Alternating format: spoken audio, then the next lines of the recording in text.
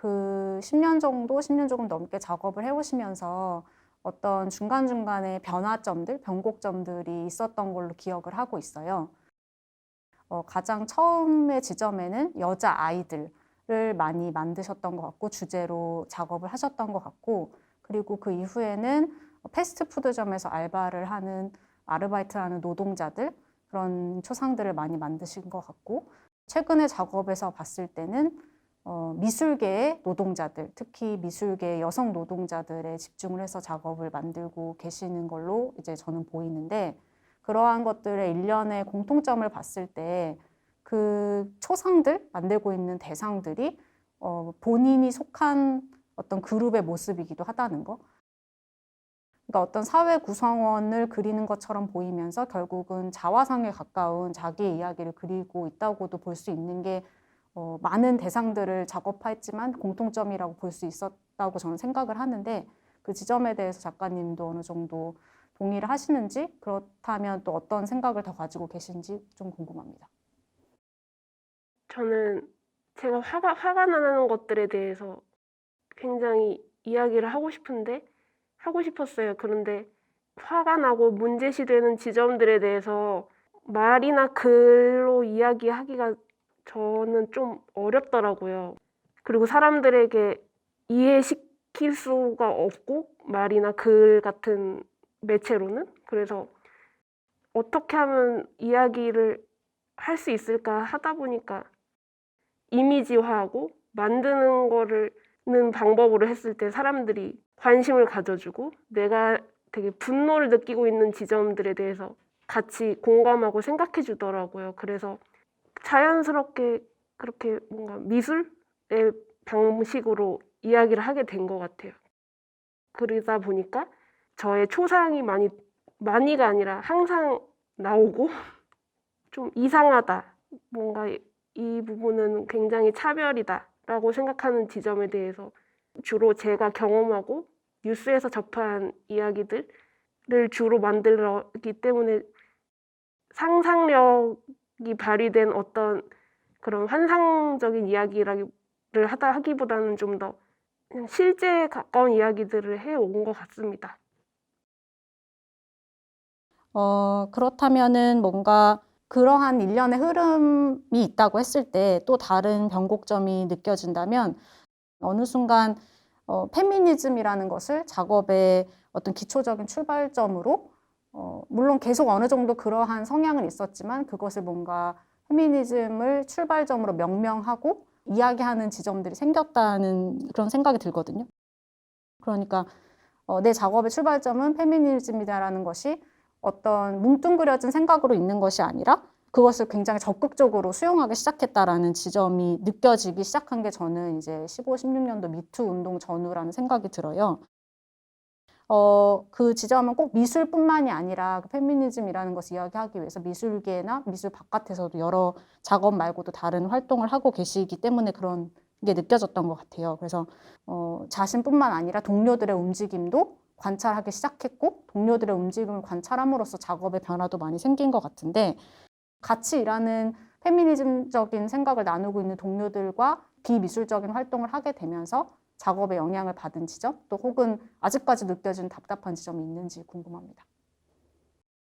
처음 이제 미술을 시작하고 그때까지는 문제시하는 지점을 언어화하는 게 되게 어려웠고, 그리고 접할 수 있는 동료라던가 플랫폼이 그 당시에 저한테는 거의 전무했어요. 근데 전시를 하게 되고, 전시를 홍보하기 위해서 SNS를 처음 가입해서 다운받게 되고, SNS를 하다 보니까 실시간으로 일어나는 문제들에 대해서 알 수 있게 되고, 그런 것들을 해결하기 위해서 어떤 모임이 일어났을 때 그런 오프라인 모임에 가게 되고, 그러다 보니까 거기서 또 동료들을 알게 되고, 그러면서 내가 이렇게 화가 나는 지점이 되게 페미니즘적인 그런 문제였구나.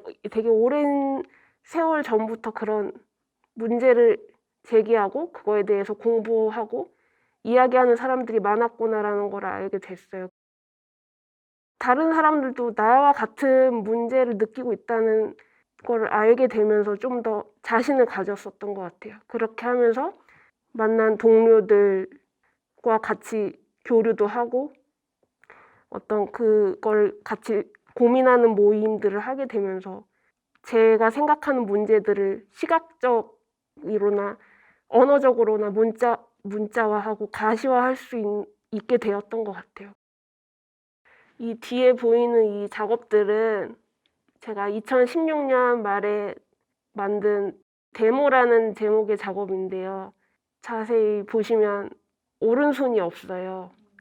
이 작업을 하게 된 계기는 그런 여러 가지 문제들과 사건들을 접하면서 저는 미술이 세상을 바꿀 수 있을 줄 알았는데 세상을 바꾸려면 법과 제도가 있어야 되더라고요. 법과 제도가 없어서 피해자들이 고통받고 보호받지 못한다는 거를 예전에는 그런 문제의식이 그닥 많지 않고 오직 단순한 분노만 있었는데 사람들과 연대를 하다 보니까 법과 제도의 중요성을 알게 돼서 그때 내가 하고 있는 미술에 대해서 굉장히 고민을 하게 됐어요.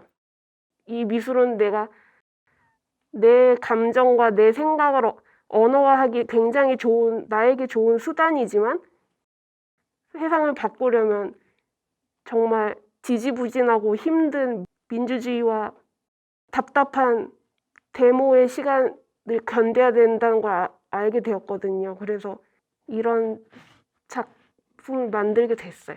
그 당시에. 요새 작품으로 좀 예시를 들자면 여성 노동자들, 그리고 더 크게 보면 노동하는 예술가들을 전면적으로 작업에 드러내고 있기 때문에 뭔가 예쁘고 멋있고 뭔가 멋들어진 꾸민 그런 작품들을 만들고 싶지 않아 하는 것이 좀 느껴지는 게 있고, 뭔가 멋이나 우아함, 꾸밈 이런 거를 작업의 맥락에서 삭제한 그런 표현 방식을 취하고 있다고 저는 느껴져요. 뭔가 옳지 않음이라고 해야 되나요? 뭔가 그것이 소수자들이나 노동자들에게 신뢰가 될 것이다라는 뭔가 느낌 때문에 뭔가 마음대로 그 상황이나 약자를 둘러싸고 있는 그런 상황들을 추상화하거나 뭔가 나만의 생각을 대입시키거나 그런 것을 최대한 지양하면서 이것을 조형적으로 보여주자 이런 생각이 의도적으로 있으신 건지 그런 게 좀 궁금해요. 무언가 삭제되지 않게 하기 위해서 꾸미거나 뭔가를 추상화한다거나 미니멀하게 한다거나 이런 방식을 취하지 않으려고 노력해요. 저는 지금도 서비스직으로 생업을 이어오면서 작업을 하고 있고 거기서 만나는 노동자 동료들과 같이 일하면서 이 사람들이 변형될 수 없는 그냥 한 개개인이고 이 사람들도 각자의 세계가 있고 나와 같은 고민을 하고 있다는 걸 항상 느끼거든요. 하지만 너무 많은 계약서에 서명을 했기 때문에 속마음을 말할 수 없는 것뿐이에요. 제가 생각할 때는요.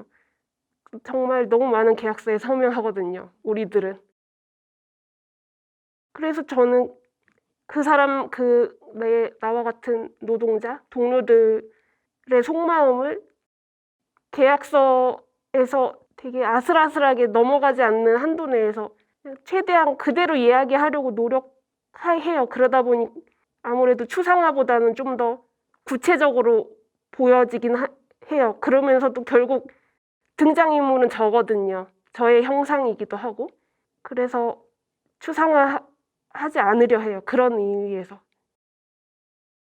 그렇다면 오히려 그 반대로 그러면 어떤 방식을 만들기적으로 취하는지도 좀 궁금하거든요. 왜냐하면 보통 작업을 하시는 거 보면은 큰 스티로폼을 깎는다던가 혹은 유토를 덧붙인다던가 이런 방식들은 사실 깎거나 덧붙이거나는 굉장히 조소나 조형의 기본적인 방식이기도 하고 그것 자체에 의미가 있다기보다는 그것을 어떻게 표현하느냐가 조금 더 포인트인 것 같은데 만들기나 조형의 작업을 하면서 그렇다면 그런 추상성을 배제하고 무엇을 표현하려고 하시는지 그런 것들도 좀 얘기해 주시면 좋을 것 같아요.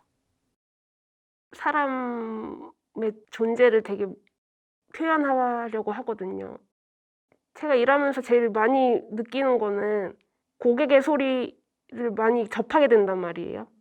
노동자들을 사람으로 취급하지 않고 자기의 어떤 시나 종같이 도구화하는 도구화하고, 그리고 기계보다도 더 못한 존재로 취급하는 경우도 되게 많고요. 그래서 많은 작업들에서 그렇게 함부로 말할 수 있는 존재가 아니다. 우리도 감정이 있고 폭언을 쏟아내는 거에 대해서 생각을 해야 한다는 이야기를 제일 잘 하려면 되게 존재감 있는 사람의 형상을 만들어야 했어요, 저한테는요. 이러한 작업들을 아마 앞으로도 계속 하게 되실 것 같은데 앞으로 다뤄보고 싶은 어떤 대상이나 혹은 어떤 식으로 작업을 발전시킬지 이런 것들에 대해서 마지막으로 알려주시고 오늘을 마무리하면 좋을 것 같습니다. 제가 제일 관심 갖고 있는 부분은 머리망이고요. 한국의 서비스직 여성 노동자들이 하고 있는 그 머리망을 가지고 제가 살고 있는 세상의 자본주의를 이야기할 수 있을 것 같아서 그 작업을 계속 추진 중에 있습니다.